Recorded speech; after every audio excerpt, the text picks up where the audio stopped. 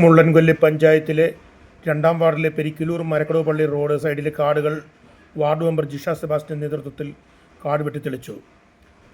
മരക്കടവ് പള്ളിപ്പാലത്തിൻ്റെ ഇരുവശവും കാടുകൾ മൂടിക്കിടക്കുന്നതിനാൽ വാഹനങ്ങൾക്ക് സൈഡ് കൊടുക്കുവാനോ നാട്ടുകാർക്ക് നടന്നു പോകാനോ പറ്റാത്ത അവസ്ഥയായിരുന്നു.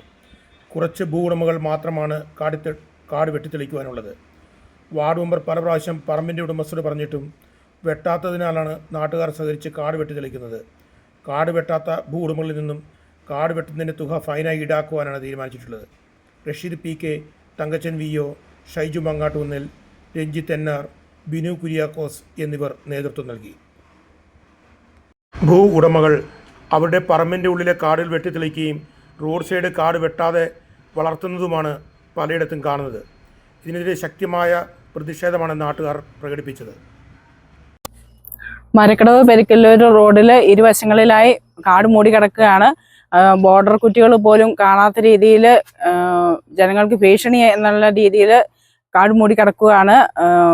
മറ്റേ പഞ്ഞിമുക്ക് പാലം അപകടാവസ്ഥയിലാണ്. ആ പാലത്തിൻ്റെ ഇരുവശങ്ങളും കാണാത്ത രീതിയിൽ കാട് മൂടി കിടക്കുന്നു. കുറച്ച് ഭാഗങ്ങളിൽ അങ്ങോട്ട് മാറിക്കഴിഞ്ഞാലും അതുപോലെ തന്നെ കാണാം കനാലുണ്ട്. എല്ലായിടത്തും ഒരു വണ്ടി വന്നു കഴിഞ്ഞാൽ പള്ളി പോകുമ്പോൾ ഒന്ന് സൈഡ് മാറി നിൽക്കാൻ പോലും പറ്റാത്ത അവസ്ഥയിലാണ്. അതുകൊണ്ട് ആ സൈഡിലുള്ളവരോട് പല പ്രാവശ്യമായി മെമ്പർ എന്നുള്ള രീതിയിൽ ഞാൻ പറഞ്ഞിരുന്നു. അവർ കുറച്ച് പേര് സഹകരിച്ചു, ബാക്കിയുള്ളവർ വെട്ടാതിരിക്കുന്നുണ്ട്. അവരിൽ നിന്ന് പിഴ ഈടാക്കാനും അതുപോലെ കുറച്ച് പ്രദേശവാസികൾ സഹകരിച്ചുകൊണ്ട് ഈ കാട് വെട്ടുന്ന കർമ്മം ഇവിടെ നിർവഹിക്കുകയാണ്.